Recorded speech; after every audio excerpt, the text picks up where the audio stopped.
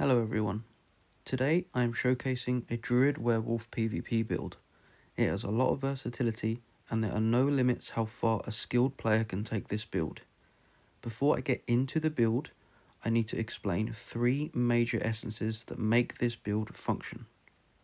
So the first essence we're going to talk about is Wild Brute, which is the helm. Now, the tooltip in the skills menu reads a different story. So if you see where it talks about where you dash, okay, that's all the same. But the essence doesn't mention that it shatters armor. So it will shatter the armor, increasing the damage you deal to them by 12%, and this stacks 3 times. So in practice, how does this work? So we use it once, and again, and again. Now this is a bit clunky. Sometimes you can use them in one go, and then sometimes it will be unresponsive. Maybe this will get fixed in the future. I would also like to mention with a lunge that you can actually use it while you're CC'd. Now, do not mistake this for a CC break. It doesn't remove CC, but it allows you to reposition yourself while you're CC'd. Now, this will vary depending on what CC is on you, but from my experience, it's 50-50. The next essence we're going to talk about is one of the main hands, the Ordered Crook. It reads, Werewolf transformation now causes you to leap to a target location, dealing damage, knocking enemies airborne, and marking them for 5 seconds.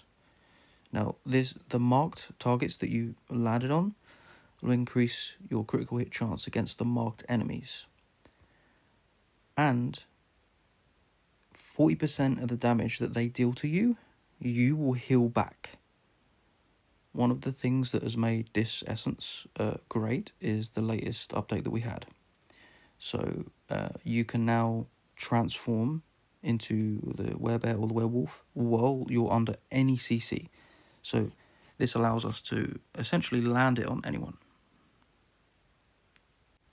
The third essence we're talking about, the second main hand, is Night Flurry. It reads, Raven Swarm now empowers you for 7 seconds, during which your primary attacks and skills will conjure ravens to attack nearby enemies. Now, primary attacks will do 1 raven every 0.3 seconds, and skills will conjure 3 ravens per 0.1 seconds, and it automatically attacks them, and it will also blind them after 3 of the ravens hit them for 2 seconds.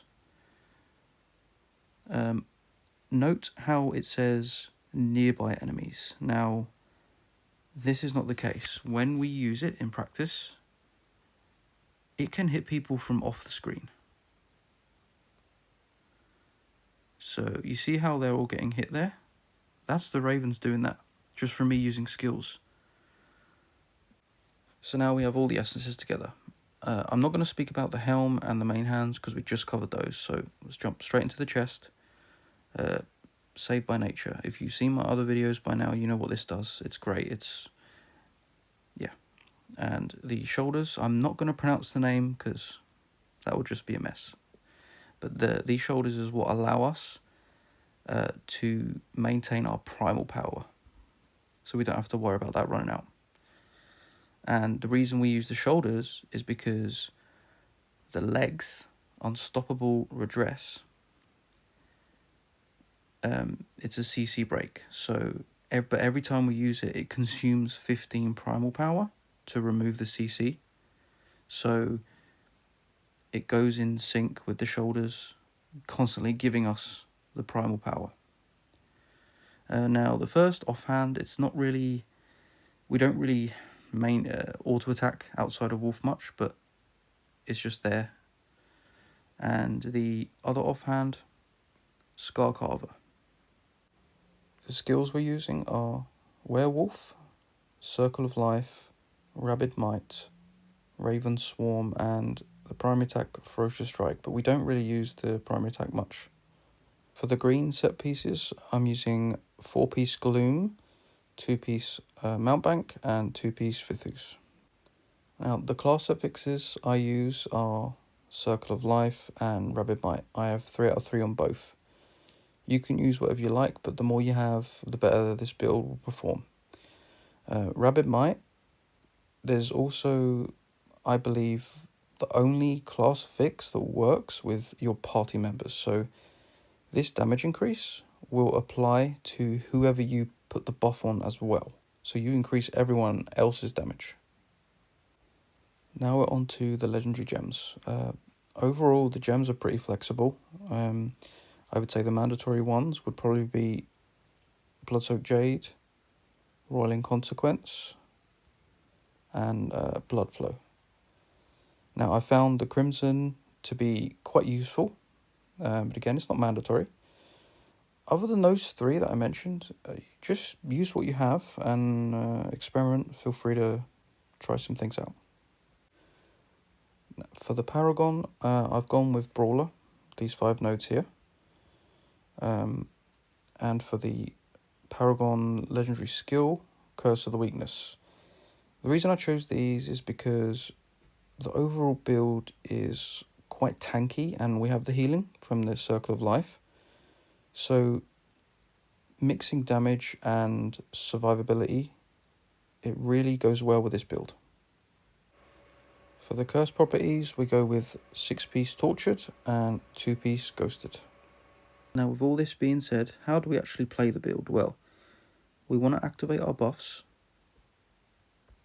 but this will vary with Circle of Life because you really want to hit it on party members, but it's not mandatory that you do that, but it will depend on your current situation.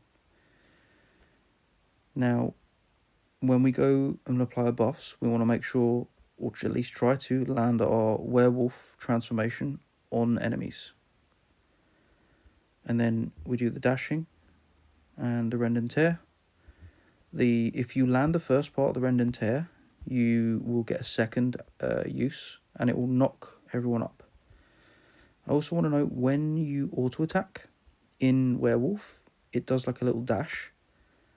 From my testing, there doesn't seem to be a cooldown on this, so you can use it kind of like a gap closer. And then we want to be coming out of Werewolf a lot to keep our buffs up, so you just got to be mindful of that. The more we're swapping in and out of Werewolf form, the better, because yeah, you need to fight with your buffs up. I want to give a quick shout out to Tripha on the PvP AZ Discord in the Druid channel. They are playing a very similar build, but a more tankier version. Here it is if you want to try the tankier version. Before we get into the final match, I will show a quick demonstration and the potential of this build in a 1 versus 3 scenario. There's only so much explaining I can do for this build, so for you to really understand and get a feel for this build, you need to play it and get used to it.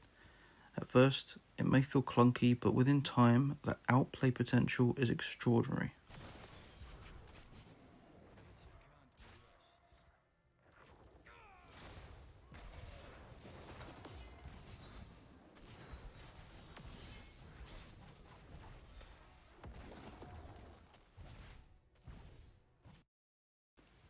If you made it this far, please enjoy the rest of the gameplay. As always, thank you for watching, and if you have any questions, leave a comment and I will get back to you. Peace.